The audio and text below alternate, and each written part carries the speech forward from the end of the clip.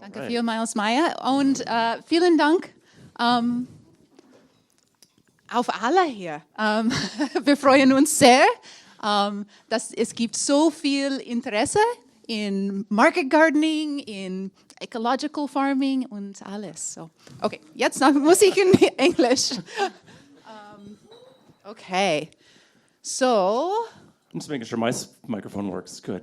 Thank you all so much. This has just been amazing to be welcomed by all of you here, and it really is very meaningful to us. And we're thrilled to be able to learn from so many of you and to share what we've experienced over the past 13 years of farming. So. Absolutely. So we're going to talk mostly about our farm and about the principles of farming with our farm as an example. So a little bit about us first of all.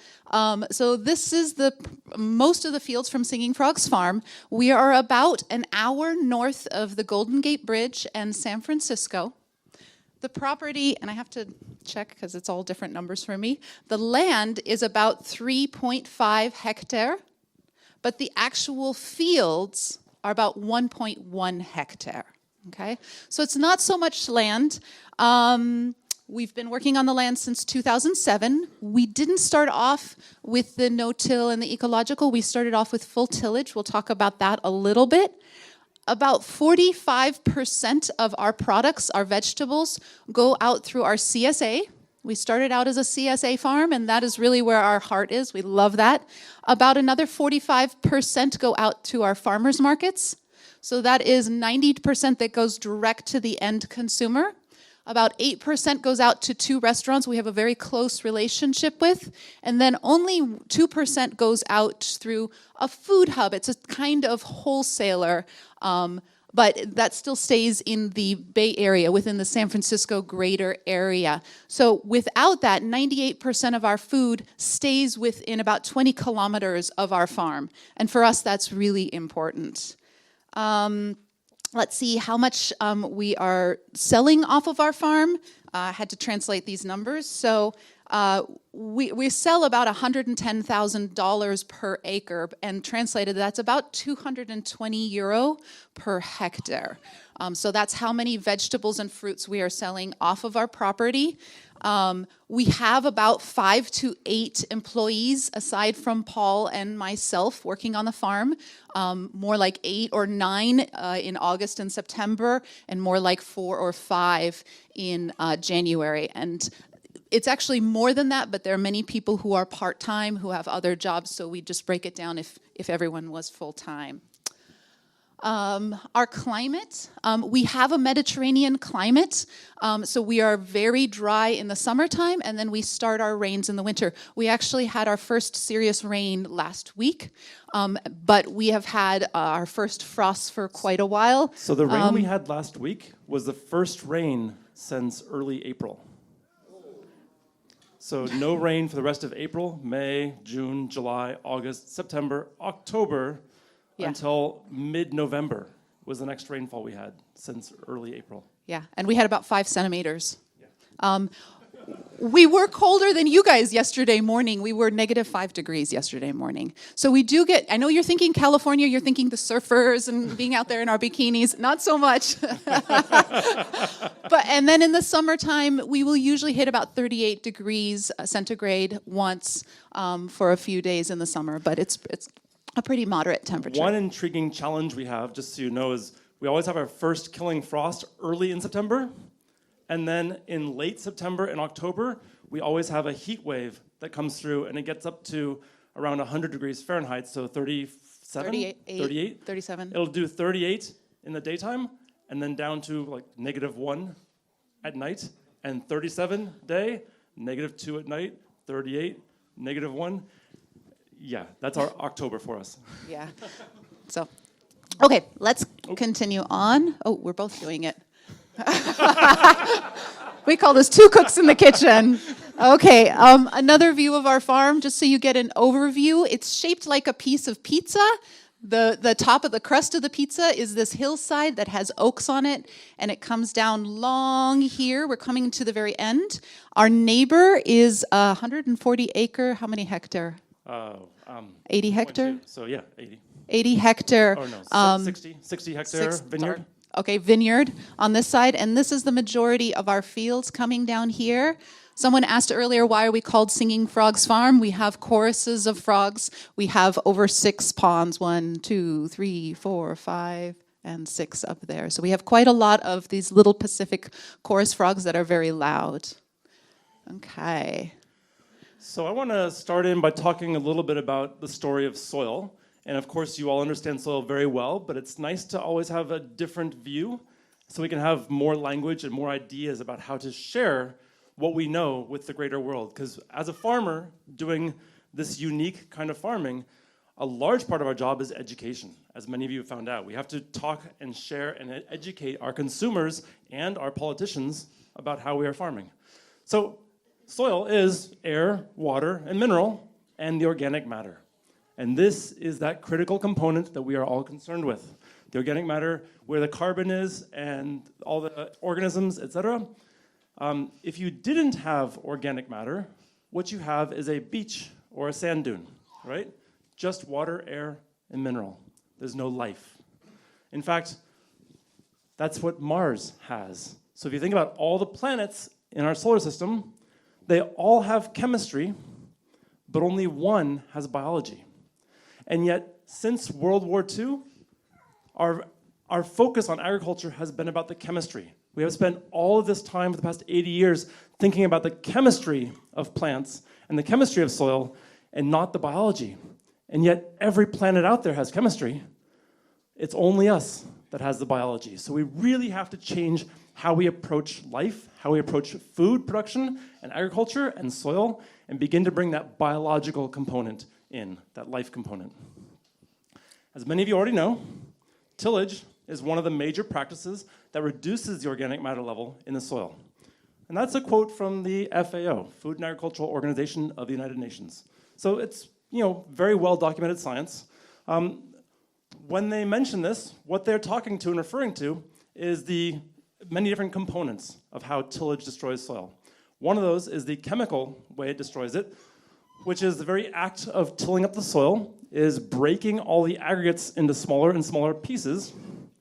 And so as the soil pieces get smaller, there's more surface area to volume ratio, and that act of tilling mixes in oxygen, and the higher surface area to volume ratio allows more carbon and nitrogen to be released from the soil, combining with the oxygen to form carbon dioxide and nitrous oxide.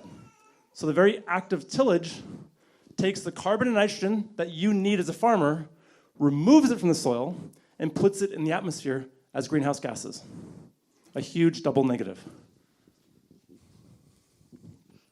In addition, tillage also destroys the biology of the soil, not just the chemistry. A great quote from our own USDA, United States Department of Ag: tilling the soil is the equivalent of an earthquake, hurricane, tornado, and forest fire occurring simultaneously to the world of soil organisms. Simply stated, tillage is bad for the soil. That's pretty blunt. That's a very direct and very powerful statement from our own agricultural department that still promotes tillage in all kinds of ways. That's the problem. So what's happening, right? The tillage is coming in and it's breaking up soil, breaking up habitat. There are billions and billions and billions of organisms in a little teaspoon of soil. We still don't know most of those organisms. We haven't named them, we haven't identified them, we don't know what they do, but there is so much life in there. And the act of tilling it up just blows it up and destroys the life in the soil. Another way that tillage affects soil is just through the sheer erosion effect. And erosion is often something you can't see. You might see a gully form, but what about just a little bit of erosion every single year for hundreds of years? So this is a great study done again by the USDA, and they were looking down in the Appalachian, Tennessee area. They had about 8 farms. They had 4 farms doing no-till, a mechanized no-till. This is large production monoculture. And they had 4 farms doing moldboard plow over 4 years. And what they found was in the erosion here, take a look at moldboard plow. They had 4,700 pounds of soil loss per acre per year. So we had like 2,000 plus kilos, 2,200 kilos of soil per half hectare. So we have to, I'll leave it in the acres and okay. The really important part is look at the no-till. Same crop, same soil, same valley, different management practices. 6 pounds of soil loss per acre per year. This is 700 times more soil loss. That means you could farm this field for 700 years using no-till and have the same amount of erosion after 700 years of farming no-till as 1 year of farming this with moldboard plow. And in case you think I'm using numbers that help prove my point, I want you to know that this number was half our national average during the study dates. In the late 70s, early 80s, our national average in the United States was 9,400 pounds of soil loss per acre per year. This moldboard plow field was a good fields. These 4 farms, they were good farms by the national average. And they're still 700 times more soil loss. Just to give you an idea, that much soil loss, it's about 1/13 of an inch. You can barely see it on an acre. So after a few years, you might get that little 1/4 centimeter. After a decade, you might get that centimeter, but you wouldn't really see it going away. It's such a slow thing, but it's a huge amount of soil loss. I got it. I'm actually just going to even add there, our farm is a very interesting example because our whole farm, I remember I talked about that pizza slice. As you go down to the bottom tip of the pizza, you're going downhill. And we have some ponds at the bottom there. They're seasonal ponds, so they dry out during our dry summer, and you can see the erosion. The prior farmer there, he told us when we moved onto the property, he said this is a great system because every autumn you can come in here when the pond is dry, take your tractor, scoop all of the silt from last year, put it back on your fields, till it in, put in your winter cover crop. Isn't that great? Well, Paul did that for the first couple of years until we started changing our system. At this point, there's nothing going down in those fields. So we have a beautiful example on our farm of that working. So if we look at how much of the total soil organic matter and soil carbon has been lost from our agricultural soils, it's roughly 2/3 of all the soil organic matter and soil carbon has been lost from our agricultural soils in just the past 70 or 80 years since the mechanization with the tractor and massive efficiencies where we're farming the same fields year after year. So really what we're saying is we do not have another 100 years of soil carbon left to keep farming the same way. Something has to give. Something has to change. So in the US, which is actually a pretty good reflection of global numbers. But before humans were involved, arable land, healthy arable land that Mother Nature had been tending for 1,000 years, had between 6 and 10% organic matter. As soon as humans move in and humans begin plowing and disking and farming, that topsoil drops rapidly. And today in the US, we have between 0 and 3% organic matter. And in California, we have a whopping 1% organic matter as our state average. It's down to that. It's been going down every year. I don't know if you've said, but 57% of soil organic matter is carbon. So you can actually just have these numbers and say, 3 to 5% soil carbon and 0 to 1.5% there. And just remember, SOM, so soil organic matter. We'll keep using that acronym. Got it. So. Okay. Talking about our farm now. So as we have progressed, we really focus on the soil. We focus on not doing any tillage of any sort. If you've seen any of our presentations, we love going through these principles. And when we have farmers, gardeners, policymakers on our farm or we're talking to, we like coming back to these because they're really simple. In fact, we did a great presentation 2 years ago at a local conference with a rancher named Gabe Brown, who's very well known in regenerative ranching. He has 3,000 acres, so about 1,500 hectare of cattle in North Dakota, which is pretty rural and north in the United States. And we did a presentation doing number 1 on 3 acres of vegetable in Northern California and on 3,000 acres with cattle in North Dakota. And it was really great to see we were using the same principle but different management. So I think everybody can use these no matter if they have one very small garden bed or 3,000 acres. So first one, disturb the soil as little as possible. Paul just talked about why we don't want to disturb the soil. And I'm going to let you talk about that. And it's actually been interesting because there's been a lot of studies how to bring back soil organic matter through agriculture, right? Because agriculture has been one of the great reasons we've lost soil organic matter. How do we bring it back? So in University of California, Davis, they had at least one study, there's been many, and also the Rodale Institute had another set of studies. They're using conventional or low input ag, or organic agriculture. Here was conventional or organic animal-based and organic legume-based. And what they're looking at is the percentage, the starting and ending of the trial and the organic matter levels in the soil after 10 years. And here you have typical ag soils are between that 1 and 3%, that yellow range. However, the average of US agricultural soils in 1920 was 6 to 8%, and you're way up there above the green, actually. So it's interesting to see that conventional, you pretty much, if you have, Rodale Institute's really good at farming, so they made their conventional actually get a little bit better after 23 years. That's good. But when you get into the organic, you see greater increases, right? You have greater increases from the organic because the organic is trying to have that cover crop that helps feed the soil in winter so that you reduce the damage from tillage. But none of these systems, even after 23 years, have gotten remotely close to where it used to be before humans intervened. Well, Singing Frogs Farm, even after just 5 years, we can bring our organic matter back to where Mother Nature used to have it. Not a hard thing to do. So I think the point of that is we have to think outside the box. Don't think little, small increments. Think about getting back to what Mother Nature intended. And here's a great example. So, you know, when we first started farming, we weren't honestly the best farmers. So this is an example of some one of our beds that we had very early on, our first year or two. When we started out, our soil organic matter was 2.4%, so our soil carbon 1.4%. And very quickly, as soon as we started changing, we saw we were increasing our soil organic matter by about a percentage point a year.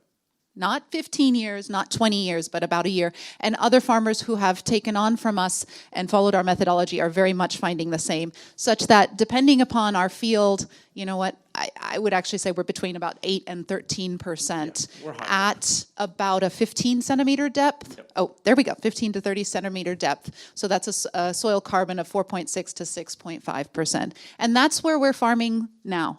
And I can tell you that this is a different story to be farming here. Your plants are happier, they're more resistant, their immune systems are robust and strong.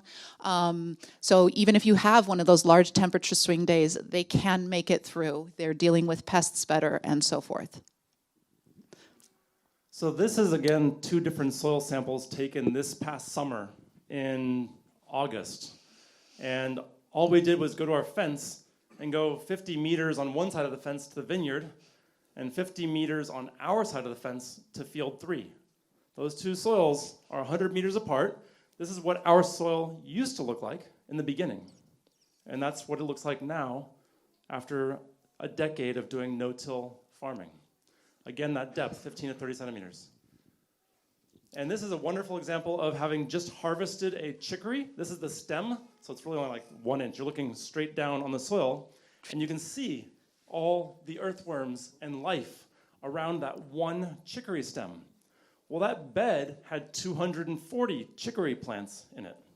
And 240 of those were harvested for that weekend's farmers markets in CSA. And the amount of life that we could visually see in the soil was astounding. And then you start to think about, what if I had a BCS walk behind tractor and I just drive through it, till it all under? It's devastating to till things under. So this is one of those examples where you suddenly see how much life there is, and that's only the life that you can see with your eyes. That isn't all the life that you can't see, the microscopic life as well. So I think we did the first one pretty well. The second principle, don't want to kill that life. Keep living plants in the soil as often as possible, right? And the 4 basic steps why we want to. So this is the other side of that equation of if you're tilling and you're taking that carbon out and you're killing that life. Well, here's the other side. So your plant is photosynthesizing. You know, it's got its chlorophyll. It's taking the CO2 in through the holes, through the pores. It's taking the C off, the carbon. It's releasing the oxygen again. That carbon becomes glucose, one of your most basic building blocks of life. Then it is resynthesizing that glucose into a myriad of different carbon-based products, more complicated sugars and carbohydrates and amino acids and proteins and so forth and so on, waxes and fats.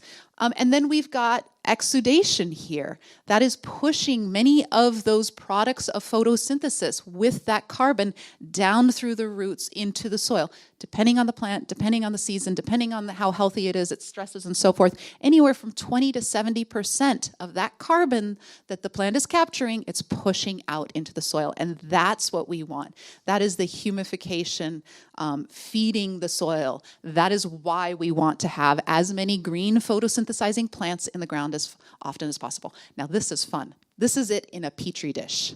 This is a little root hair coming down here, and it is pushing out liquid sun, root exudate, into that petri dish.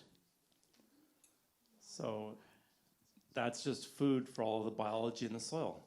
And that biology in the soil takes it in, reconstitutes it, recombines it, and sends it back to the plant in the form of its own manures from the biology in the soil. And they have that relationship, that symbiotic relationship. But that is what initiates the whole process. That's taking that sunlight and feeding our planet Earth. So this is from USDA Natural Resource Conservation Service, but it's just a good basic soil food web. What's happening here with these plants? They're exudating, they're feeding the bacteria and the fungi, which are feeding all the next level of organisms, your nematodes, your protozoas, your fungi, so forth and so on, and just going up the food chain to your larger animals. So pretty basic, but just to say that. This is, you saw some of the samples that Paul showed you from our neighbor. This is on our neighbor's property. Go for it. Yes, so I'm over in the vineyard. First of all, walking there was just dust clouds coming up because there's no cover. And this is actually, so if you think about this vineyard, they do a cover crop in winter, and they have a perennial crop, the vineyard, the grapes. So really it's only tilled in the spring and tilled once in the fall, and then they sow a cover crop. So it's pretty minimal impact, but getting that soil block out was challenging. That soil block was a lot like a hunk of concrete. It was very challenging. Go over to our field 3. This is late July. Sink this shovel in, and what we pull out is like chocolate cake. The difference is this almost falls apart in my hand. Our chocolate cake soil is so light and so fluffy, I'm really delicately carrying it from the field to the water. Well, here's our soil in the water, and here's the vineyard soil on the left. The vineyard soil, it begins to fall apart immediately. This was the one that was like a concrete rock that I couldn't get out of the ground. But when you put it in water, it has no ability to hold together because there's no biology in that soil that it's excreting glomulins and other supermolecules which would hold the soil together. This is a test that you can do at home that really demonstrates tons of biological activity that's excreting glomulins and supermolecules to hold that soil together versus absolutely no biology, and the soil is completely falling apart as it sits in water. And this is critical.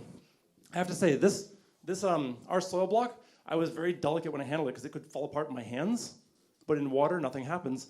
It sat there for another 4 days and still didn't lose anything. 4 days later, it looked just like this.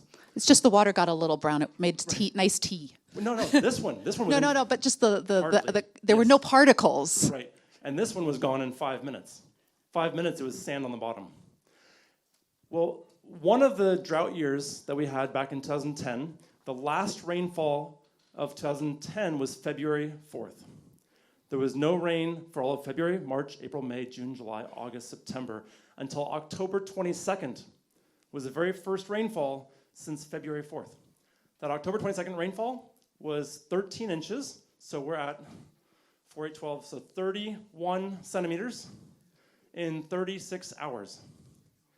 And that was the first rainfall since February 4th to October 22nd. Which soil do you want to have? Simple as that. Exactly. Okay, so continuing back with wanting to have photosynthetic capture all the time, we have an artificial system, but we're having 3 to 8 sequential economic crops in any one bed in a 12-month cycle. And that's how we'll do that. And often you'll actually have multiple crops in one bed. They're all cover crops, and they're all economic. So just keep that in mind. This just sort of continues on, growing as many different species of plants as practical. We don't want to grow an acre of broccoli and then an acre of broccoli and then an acre of broccoli. We want to rotate through as many as possible. We grow about 70 different crops per year. But this really goes back to having that diversity in your plant species. The North American prairie grass system has over 500 species of plants spread throughout. It's amazing the diversity within these fields.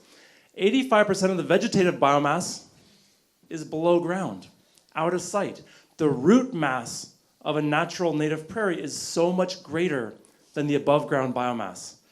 And 60% of the total net primary productivity occurs below ground. Yes, all of this is capturing sunlight, but there's far more happening below ground where the exudation occurs to feed the biology, to bring more nutrients into the entire system of the prairie. So I think these kinds of numbers are so critical for us to all recognize how much is happening beneath our feet. The vast majority of life happens beneath our feet. And the only way we feed that is through maximizing the sunlight capture, maximizing photosynthetic capture so that we can have as much root exudation into the ground as possible. So crop diversity also allows for climate resilience. I can say that we've had crop failures every single year.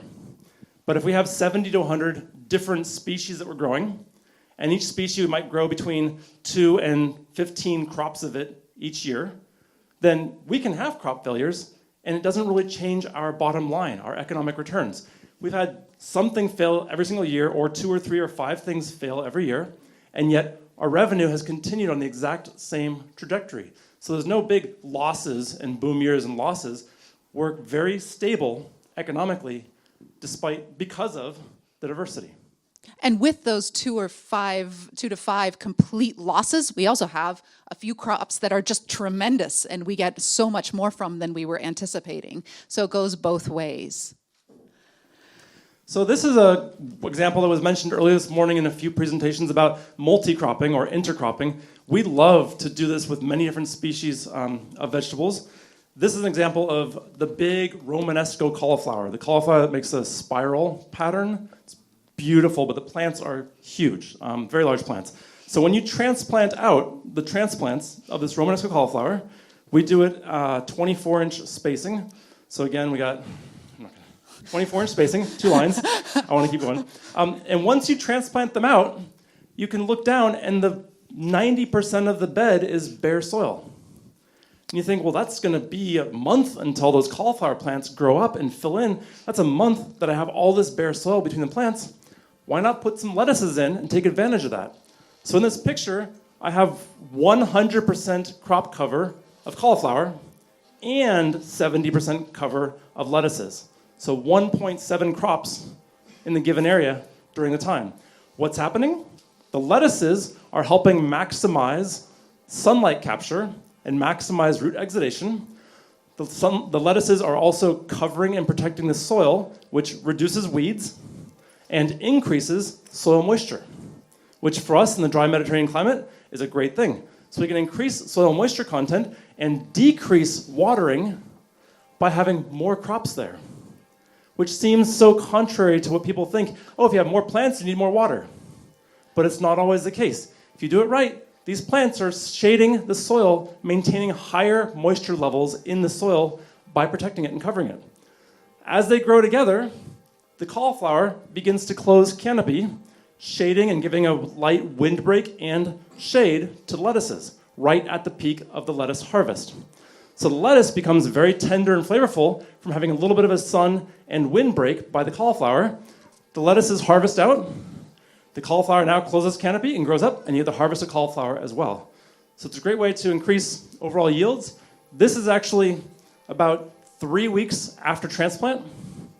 And then 2 weeks later, we harvest, and this was the morning. We had just harvested out the lettuces, and now the cauliflower has closed canopy, and a month later, we get the cauliflower harvest as well. So this is what I just went over, some of these ideas. A quick crop for us are things like lettuces that grow in 1 or 2 months, versus a long duration crop would be that cauliflower, broccoli, cabbage, etc., tomatoes.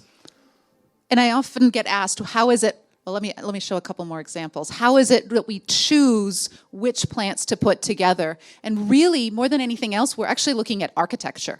So with those brassicas that we have back here, we have the larger brassicas that are arching up and out, and then we have a wide head lettuce underneath so that they fit together nicely. Versus here, we've got leeks, and this is just having been transplanted. You've got our rows of leeks right here with the lettuces in between. And here we're ready to harvest out these lettuces. And so here we're creating hallways of leeks. So we're getting nice, tall, little mini romaines that will fit nicely in that same structure. And we will harvest out these mini romaine lettuces, put down another layer of compost, hill up the leeks a little bit, and transplant a second crop of mini romaines in there. So we'll get 2 crops of mini romaines amongst one of, okay, he says. Or 3 when we're good. Oh. But if you can grow a whole leek crop, a 100% leek crop, and simultaneously get 3 crops of mini romaine lettuce out of it, well, those mini romaine lettuces were worth more than the leeks anyway. So you've just doubled or tripled your revenue in that leek bed. Tomatoes will always have crops on them. And again, when you're planting those tomatoes, they're very small and they need to be every, half meter or so. And so we will put both sides of the beds fully in a quick crop. Here we've got some endives. Here we've got some red butter lettuces. And we will often try to get 2 different successions in there. Then when we harvest that out, we'll actually put mulch on them and turn off the water. So then we will have dry farm tomatoes, which intensifies the flavor and makes them much nicer. Now, we don't actually have a picture of this, at the end of the tomato crop, right when we're trying to get in all of our winter crops to get them to grow up so that we can harvest them for Christmas, we will come back in and on the sides plant brassicas, like cauliflowers, while we're harvesting the last of the tomatoes until the frost kills them, and we'll take out the tomatoes. And the broccoli will already be larger and covering the soil and established. So we can take more advantage of more sunlight before it goes into the dark of winter. So we can get our brassicas well established just as the tomatoes are ending, always overlapping crops as we go. These tomatoes are usually put in the ground in the first 2 weeks of March. And then we begin harvesting our tomatoes by the end of May, despite the fact that you saw we usually have our last killing frost in early June. So we can often harvest field tomatoes before we have our last frost. It's a challenge. It's a real challenge, but yeah. All the frost blankets and covering. Super. Another one we just started last year, we grow a lot of brassicas. Brassicas are challenging because they do take a lot from the soil, and there's some debate how much they actually feed the mycorrhizal communities in the soil. And so we wanted to make sure to have bridge crops that were feeding the mycorrhizal fungi at the same time, or just at least a very different crop. So we have tried, and we love doing this, when we transplant out a more narrow spaced brassica, not the big cauliflowers, but maybe broccolis or cabbages, we will seed fava beans. Now, we're not using that just as a cover crop. We will actually harvest them, and you can see Anna and Sarah here with harvested bunches of the leaves.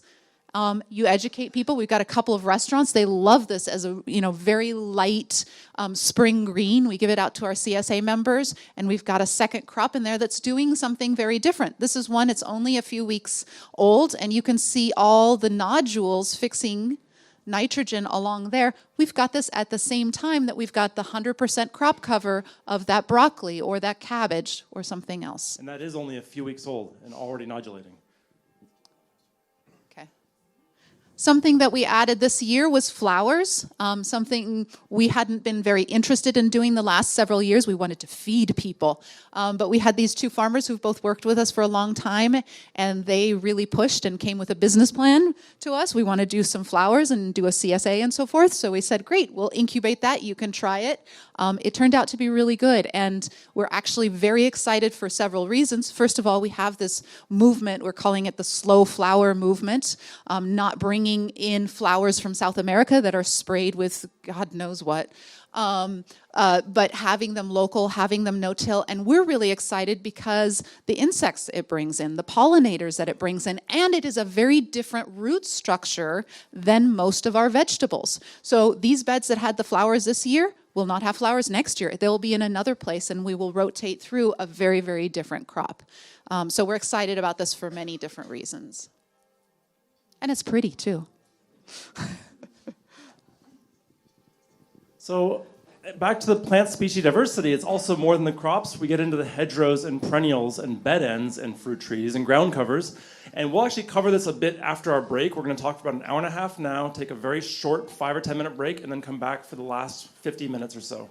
And we'll talk more about hedgerows and ecology then. But you can see, this is our roadway, and this is now early summer, and it hasn't rained in a few months. And our bed ends are also flowers or oregano, various flowers again. So we like to create a lot more diversity, as well as a nice tree here on the very corner. A lot more diversity in our fields than just the vegetables. So here's another hedgerow. This diversity... Well, we want perennials in there as well as annuals. You know, 95% of our crops that we're harvesting and making money off of are annuals, and we want perennials in there too, in that diversity of crops. But of course, in that same, square meter, you can't have a perennial and then an annual and then a perennial. It doesn't work. So we like to get it in the same area. Now, for the ecology, it is so immensely important because this is our habitat for our beneficial insects as well as some of the beneficial animals on our property. Let's talk about that for a minute. So the beneficial insects are our predators versus the ones who want to eat our crops. Those are the prey. Now, we don't understand insects quite as well as we understand mammals, so let me give you an analogy. Think about a bunny rabbit as a pest in your garden, and think about maybe a fox that might eat that. Now, the bunny rabbit has a shorter lifespan, it's smaller, it reproduces very quickly, right? And you don't want it there. So on our farm, we could have many families of bunny rabbits living. They don't need very much space to live in. Now let's look at the fox. The fox has fewer babies, fewer kits, less frequently. It's physically a larger animal, and it needs more wild space. So we'd actually need a few of our farms to have a family of foxes. The same is true of the insects. The pest insects, they are going to live on our annual plants and feed there. They have a very short lifespan, and they reproduce very rapidly. An aphid, for crying out loud, is born pregnant.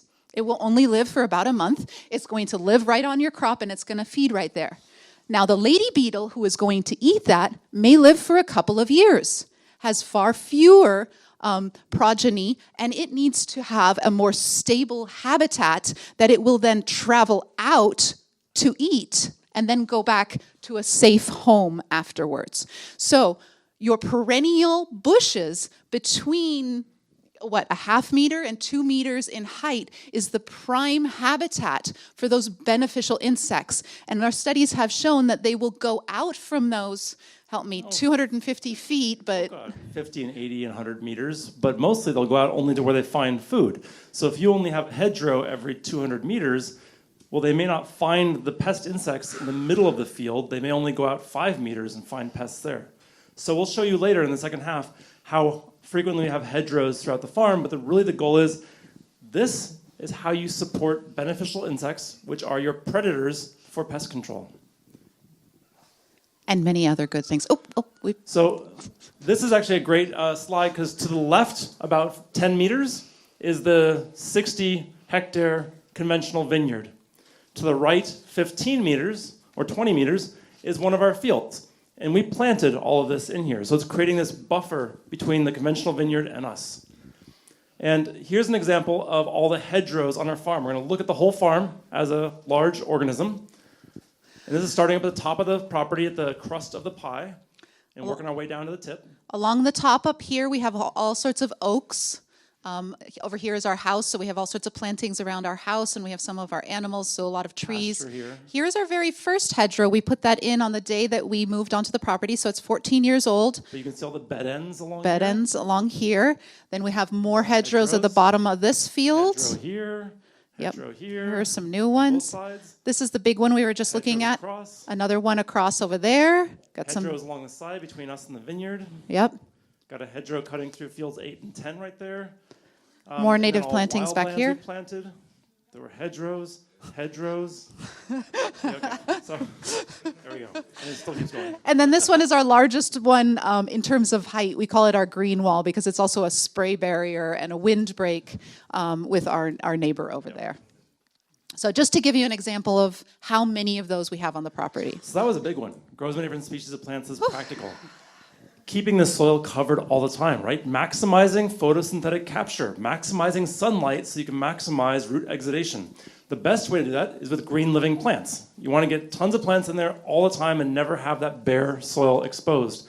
And there's some nice bed ends along with our big tomato alleys and broccoli and flowered broccoli over here. But really, you want to maximize that green photosynthetic capture of the plant material.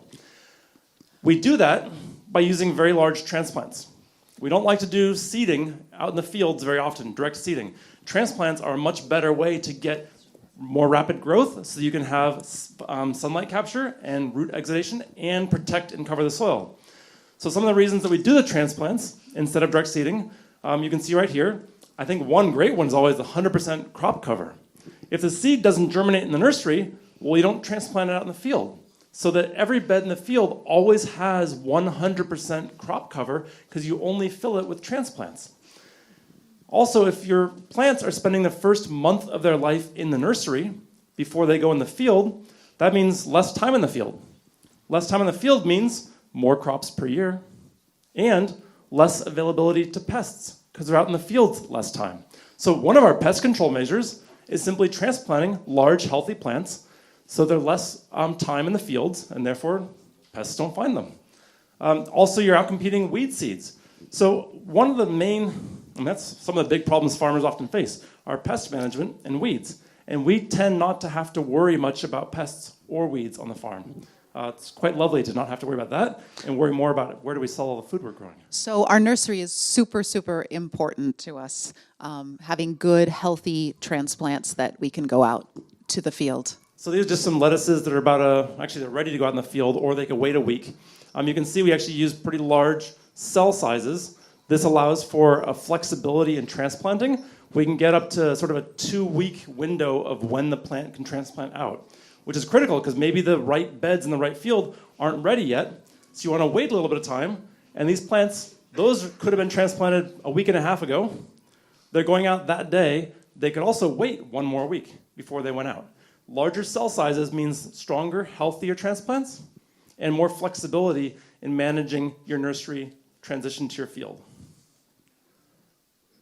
Here's transplants going out. You can see lettuces all laid out on their sides, some baby bok choy.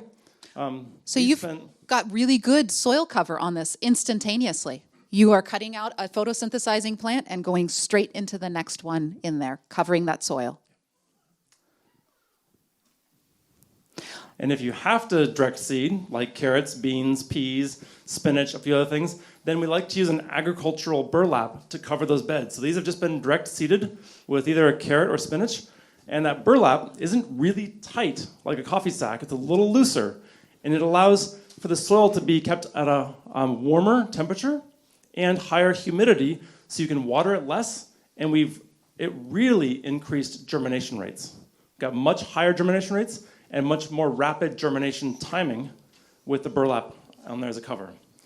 And then, of course, if you can't do all that, you can always mulch your beds as well and keep that soil covered and protected.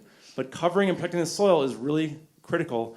The biology in the soil doesn't want exposure to full sun and full wind, just like you don't. So really keeping that soil covered. Here we're straw mulching some of our broccoli for summer, because summer gets quite hot And the roots of the broccoli don't want a lot of heat like that. So we can really keep their feet cooler with straw mulch. And then we're just feeding the biology with all that straw that we're putting out into the field.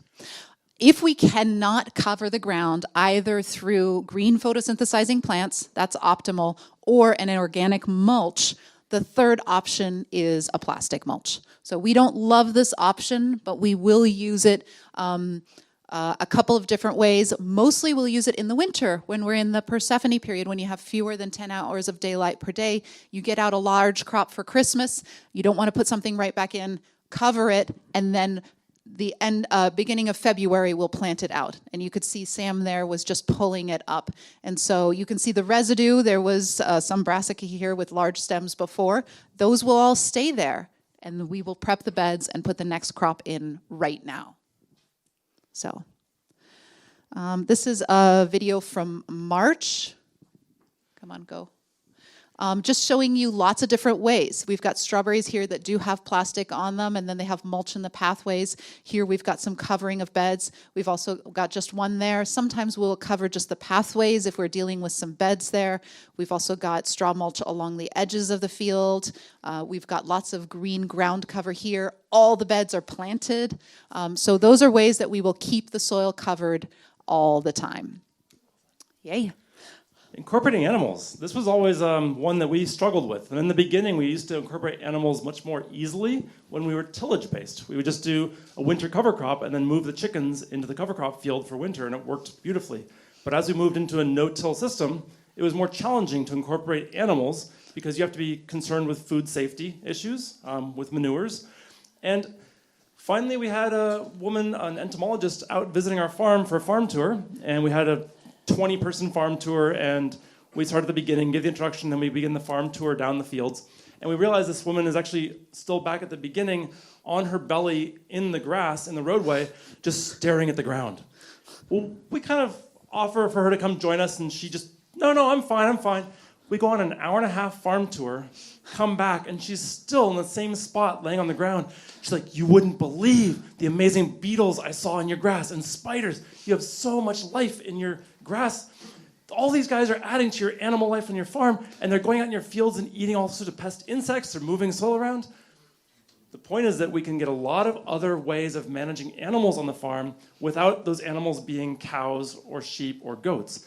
Include your songbirds, your snakes, your voles, all your insect life, your beetles, your spiders, etc. We're showing pictures of hedgerows here because those really are bringing in that biology. Some of these hedgerows here. We have a lot of snakes, and we love our snakes. First couple of years with tillage, you would cut through these guys, and you didn't have very many. With a no-till system and the hedgerows, they love it under there. What do these guys control? Voles, field mice, even baby gophers. That's fantastic.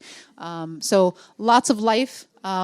We have turtles. Those are native bees, birds.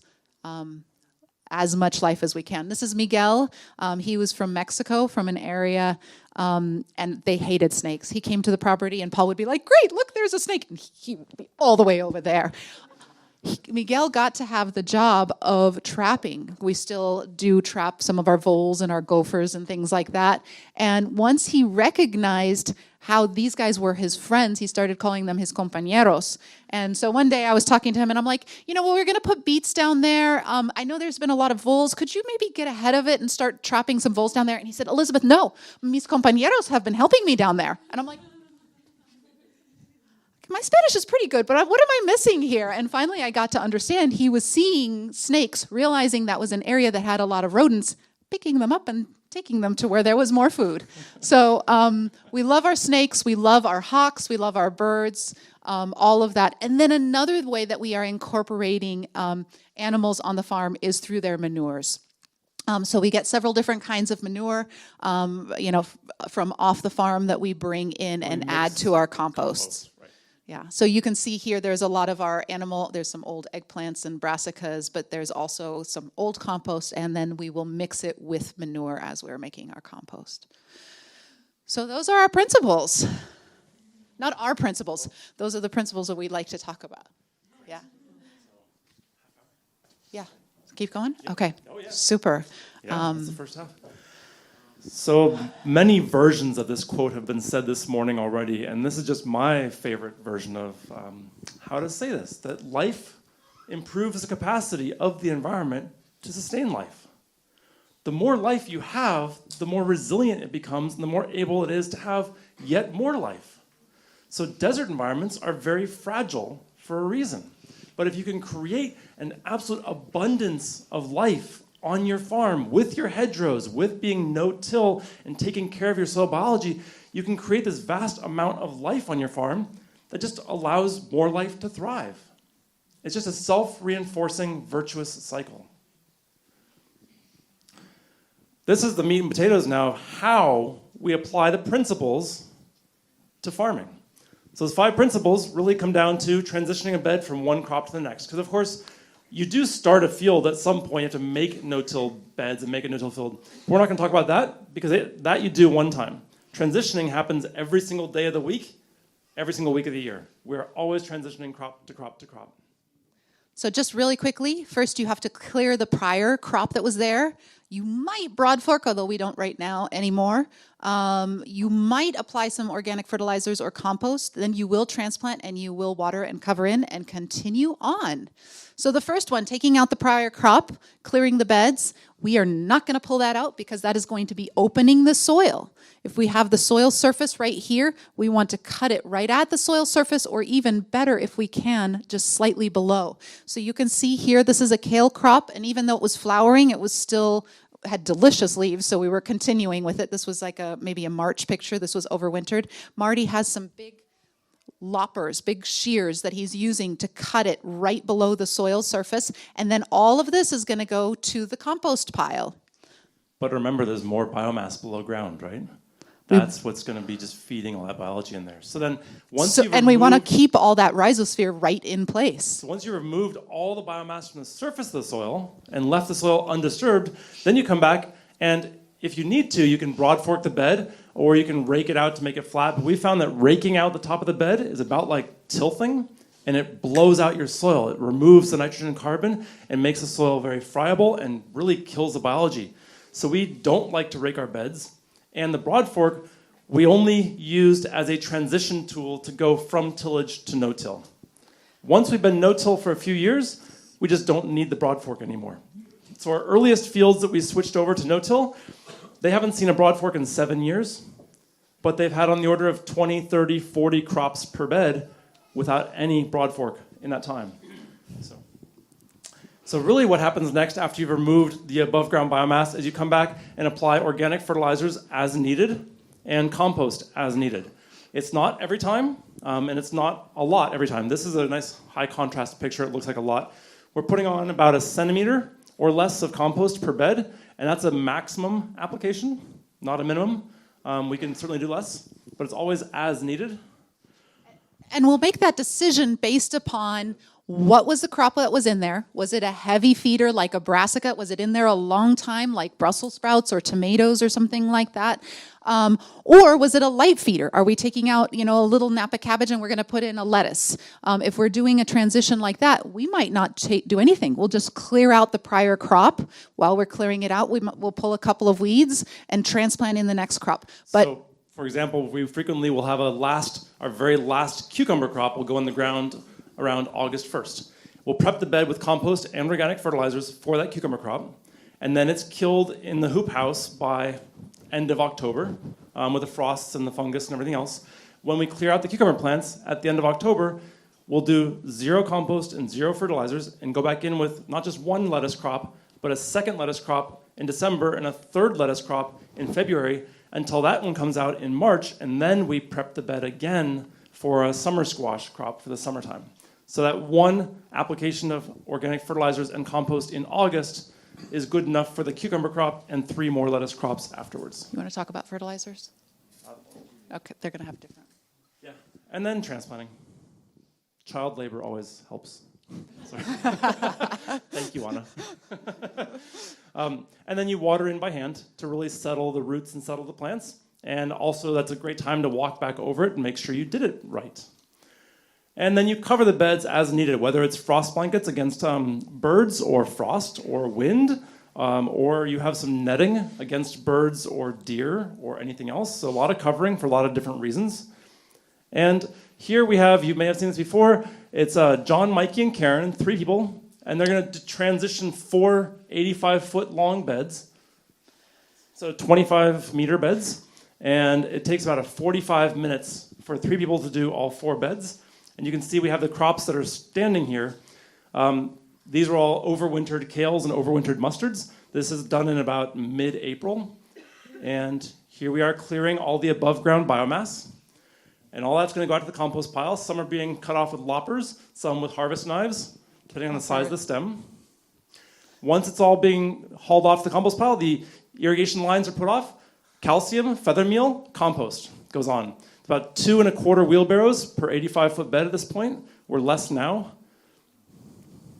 You can see the bed ends still have the flowers in them. That hasn't changed. Now we're, coffee break.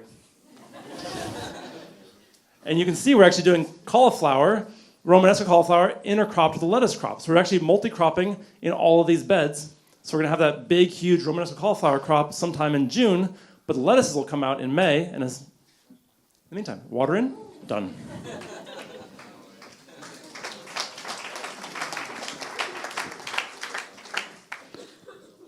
So all the carbon and biology that these plants helped support in the ground without any soil disturbance is going to help these next ones thrive. And that's really what we're aiming to do with each of our crop transitions. And those bed transitions are happening every single week of the year. Every single week of the year, nonstop. And I want to mention at this point, just so I don't forget, that people have asked us, well, how do you get such high organic matter? Is it because of all the compost you've applied? And it's not. We've done some calculations with some soil scientists, and if you look at the top, we've tested our soil down 1 meter and looked at the organic matter level in all the different layers down 1 meter. And if you account for all the compost that we've added onto the farm, less than 1/4 of our organic matter increase is attributable to the compost. More than 3/4 of the increase in soil organic matter is based on those 5 principles. Those 5 principles are the key to success. Compost is just one tool in your toolbox. You have thousands of tools. It's only one tool. This is just another example. We've got 3 people here, and they're going to take out this crop of tatsoi. It was about 2/3 harvested, and then the rest bolted flowered before we were able to get to it. And this is about a 20-minute time lapse. Yeah, so they're cutting it out, putting down the compost again. It is a lot faster. And done. So 20-minute transition, just boom, done. Go on to the next set of beds, next set of beds, next set of beds, and keep moving around the farm after you've done harvest in the morning and before you do any other nursery work in the afternoon. Yep. So very fast. Okay. So sort of wrapping all of that up a little bit, sort of the things that are very important to us and that all work off of each other. First of all, no tillage of any sort on the farm once the beds are established. Second, we're very intensive. And one of the things we really say to new farmers is start with less than you think you can do and do it really well. Because if you are intensive and you're not letting the weeds come in, you're not letting the soil sort of volatilize because nothing's happening in it, but you're taking one productive crop, immediately getting it out, getting the next one out, immediately taking that one out, the next one in, having that multi-cropped, the more intensive you can be, yes, you are feeding yourself, feeding your community more, you are making more money, but you are also feeding the soil more, and so helping the whole system. So being intensive is an imperative. It is super important. And then also the ecology, both the above ground ecology and the below ground. Coming back to Paul's quote, life sustains the capacity for more life. Great. So last little bit here before we take a little break. And we wanted to sort of talk about this regenerative agriculture for a changing climate. And hopefully we're all moving beyond the word sustainable, because sustainable is like the lowest common denominator. How do we just barely get by without hurting things? That's not good enough on planet Earth anymore. We have harmed planet Earth so much that we need to regenerate the damage. We need to undo that damage and regenerate the life systems on this planet. And with that changing climate, we have all kinds of challenges, and we're seeing it on our farm absolutely every single day. In fact, as we just said, we had -5 this morning, and then on Sunday, tomorrow, We're going to have like 2 or 3 inches of rain.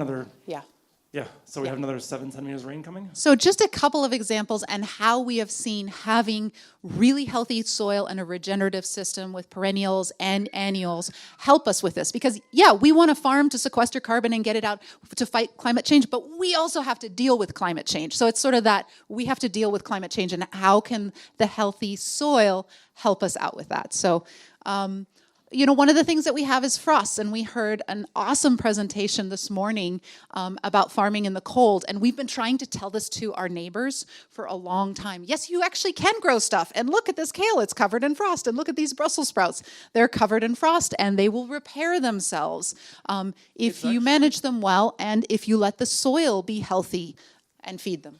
We've actually found that on our drought winters, when there's no rainfall, there's no cloud cover, and we freeze a lot more. It's much colder in drought winters for us because there's no cloud cover. And we can spend 7 weeks down in the teens. So we can spend 7 weeks that winter with temperatures -6 or lower. And that's really hard on plants, we thought. So when it wasn't a drought winter, when there's lots of rain, we thought, oh good, this is wonderful. If we have more rain, it won't be as cold. The problem with more rain is more clouds, less sunlight. And we have found that actually the rainy winters with less sunlight are far more challenging for our plants than the freeze. The frost is nothing. They can shrug that off and keep growing. So it's really a matter of how do you manage the plants for optimal health. And yes, high soil organic matter means high organic and high biology in the soil means you have more nutrient exchange, which is more resources for that plant to fight against the frost and stay healthy and functioning. Plus, higher organic matter means a darker colored soil. Darker colored soil pulls in more sunlight, stays warmer longer. Warmer soil has higher biological activity. It's all a self-reinforcing, virtuous cycle. Little hoop house in the winter, we have a bed covered because we couldn't plant anything into it. And then a couple beds black covered. And then a couple beds with frost blankets, heavy ones, and then some carrots coming along, I think. Droughts. So we definitely have had some pretty serious droughts in these years. This year, we actually had 2 artificial droughts, we're calling them. One, in August, our well pump went out when we were having a week of temperatures in the high 30s degrees centigrade. That was not so fun. And then 7 days with 34 and 35 degrees centigrade. No, 35 to 38 degrees centigrade. Yeah, exactly. Temperatures and no water. And then just this November, we had fires that were up to about 20 kilometers away from our place. And the power company cut off all the power. And the weather that created those fires had shifts in temperature of... That was from 35 down to -1 to 34 to -2. Every day. And we had no power to do any irrigation, which irrigation would have helped those plants in that time. So I guess what I'm saying is having droughts, having that healthy soil, our plants had a stronger immune system and were more robust and able to work with it. We also have to have infrastructure. You're seeing Anna and I right here on our pump siphoning out water because we had no power so that we could water our nursery. We used our ponds, infrastructure that we've had put into our property so that we could use that water with a gas pump to water our fields.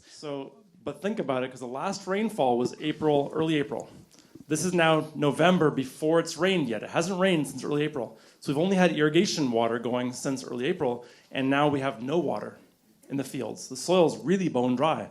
We were unable to water the fields for 5 or 6 days. Plants shrugged, didn't bother them. They just kept growing, not an issue. The only challenge was the nursery. But the organic matter in the soil had a higher water holding capacity and a higher water use efficiency rate with the plants. So the plants got by just fine without that irrigation after however many months of no rainfall and really dry soil. We've seen 2 different studies that have looked at with a 1 percentage point increase. Now, I'm going to have to deal with all the numbers now.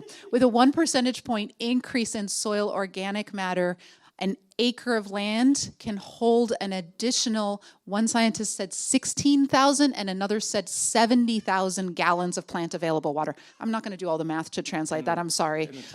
But that's for 1 percentage point increase. And we've gone from 2 to 8. So multiply that by 6. So that's how much more water the soil is able to hold. But conversely, also how it is able to hold air. So when we have floods on our property, which happens pretty much every year, one drought winter we had no floods. And most winters we have 4 to 7 floods in our bottom fields. Yeah. The soil is also able to hold air so that the plants don't drown. And that is because of the higher soil organic matter. So We actually had a neighbor around the corner to the right who was farming the same soil, same vegetables, but they were organic tillage and not no-till. And they had similar floods in their fields, and they were on the phone with us the next day. They were very scared. They said we had to harvest everything because it was all dying in the fields. There was no oxygen left in the soil, and all the plants were just anemic and dying for the whole week after those floods. We had 0 crop loss from floods. 0 crop loss, unless they go under, in which case you can't harvest because of waterborne bacteria.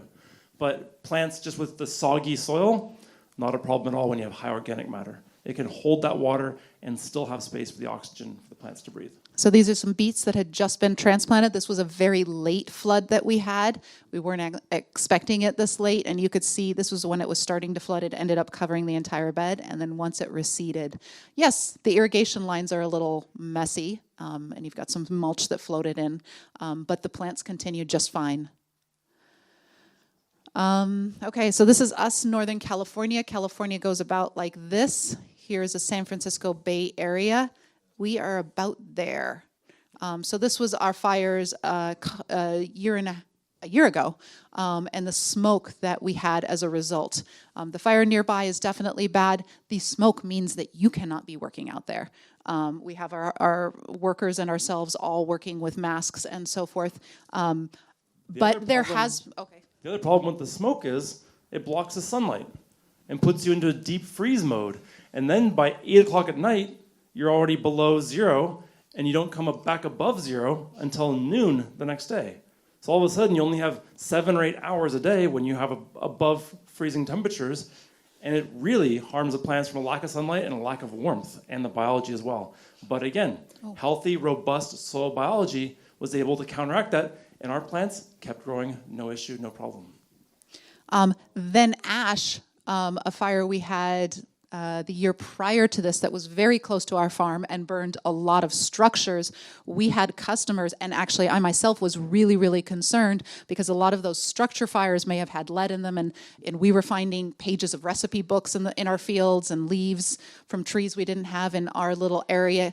And I was saying, wait, how do we know that our food is safe to harvest? We have this ash falling out of the sky.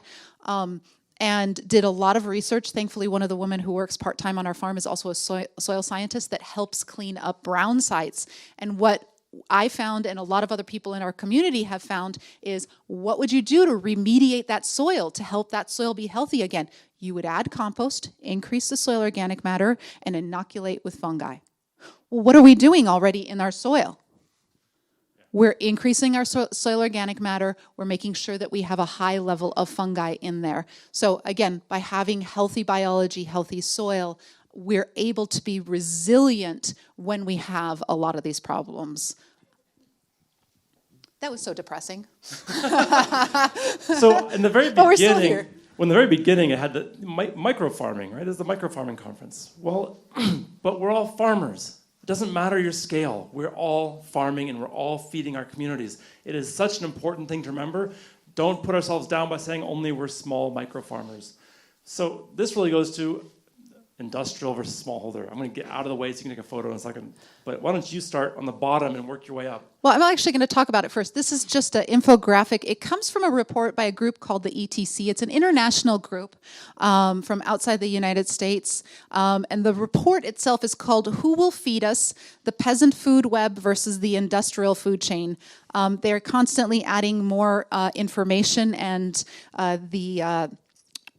the resources for this is as long as actually the written material. So it's a great report. This is just easy and nice to show you. So small holders generally have 1 to 2 hectares or less versus industrial. Now this is what, especially people in the United States, but also, in the global north, we don't see as much. 70% of the world's produce is actually produced by small holders. That's not what we're led to believe, is it?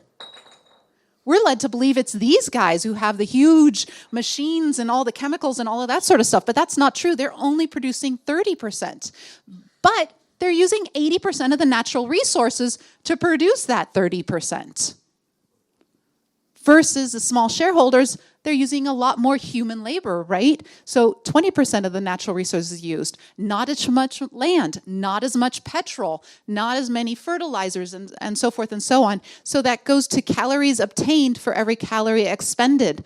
Same thing like in the presentation this morning. The industrial, 1.5 calories obtained for every calorie expended versus over here, 15 calories received for every calorie expended. Oh! Sorry, I pushed the wrong button. That was fun. The next one that I love seeing is almost double the number of women farmers on this side, the small shareholders. And look at this, over 2 million different varieties produced over here versus a very small number of varieties on the other side. So I think this is really exciting. We need small farmers. We need them, in our neck of the woods. We need you all to continue what you're doing. Excuse that number. Oh, sorry, oops. doing a little editing last night and I forgot to remove that one. So many of these numbers we said in the beginning of our presentation, but I'll come back to it again. Some of the same ideas. 120. So that's supposed to be 120,000 euros per hectare per year. I obviously went on to edit something else before finishing. Okay, 120,000. So our fields are about 1.1 hectares. The total property is about 3.5. It's about, don't look at this, 220,000 euros per field hectare per year. Our employees, we have about 9. This is full-time equivalents. I don't know if you all use that, but okay, great. Full-time equivalents in August and January, it's down to about 4. About 45% of our food goes to our 140 year-round CSA families. About 45% goes to our farmers markets. We have 2 that go year-round and 1 that is just seasonal. 8% to our restaurants and then 2 to our food hub. So 98% of our food within 25 kilometers. And this was our crew for this year. That's where all the revenue goes from our food, is to our community, our farmers. We love this. This is why we do it, is to train new farmers and to have this family of farmers that can help grow food for our community. And they're always changing over because we constantly are sending them out in the world to go start their own farms, which is really awesome. Casey is starting a no-till farm in Japan. Tommy just had his last day last week, and he is going to start a no-till farm in Arizona. We had 3 farmers that left our farm last year. They're doing their own things this year. Really exciting. So speaking of farms elsewhere, we actually have a number of farmers who have taken our model and adapted it to their conditions and had as good a success or better than us. And that's always a really awesome thing, is it's no miracle of Singing Frogs Farm in our location, but people are using our model in other climates and having higher returns per acre than we are and better organic matter returns. So this is a good example. Go for it. This is Two Roots Farm. It's in Carbondale, Colorado. They are at 8,000 feet elevation. What's the meters on that? 2,500 meters. So they are quite cold. These are our friends. You actually saw Mikey and Karen in the video transplanting, and they, the last 2 years, have their own farm, which is Mossy Willow Farm, which is in Melbourne, Australia. And we love seeing pictures of it because it looks just like our farm, but different. They do need more hedgerows still, and trees. We're going to talk to them about that. That takes a few years to grow, and this is just the beginning. Just the beginning. They're starting. This is Michael and Shannon. They are at about 2,000 feet elevation, so about 700 meters elevation in California. So they get both much hotter than we do, and they also do get snow. And they are in the process of putting in hedgerows. They're very successful in about their 4th year. This is them again. And then this is Terra Vita, which is also in Colorado, also at 7,000 feet elevation. And this is him. He is doing most of the year CSA. He goes through January and then starts up again in May. And this is the end of his season, their season, and you can actually see I'm sorry, there we go. You can actually see they have all sorts of beds there that are just prepped, and then we'll go through the winter like that and then be ready early spring to jumpstart So in into March their next year. or early April, when he can see some clear weather coming, he can go out there and whip the snow off the blankets, pull the blankets off the beds, kick the snow aside, transplant, put some frost blankets back over, and let those plants grow through those late spring snows while his friends are all still waiting to till their fields for another month or two. So he's harvesting when his competitors are just beginning to plow the fields and thinking about starting to sow seeds. And then there's ours. So we need more pictures. So if you have something and it's successful, we need to get your picture up here as well. Oh, this is packing our CSA, just to end on something fun. About 140 boxes there. On a Wednesday morning in maybe July or something like that.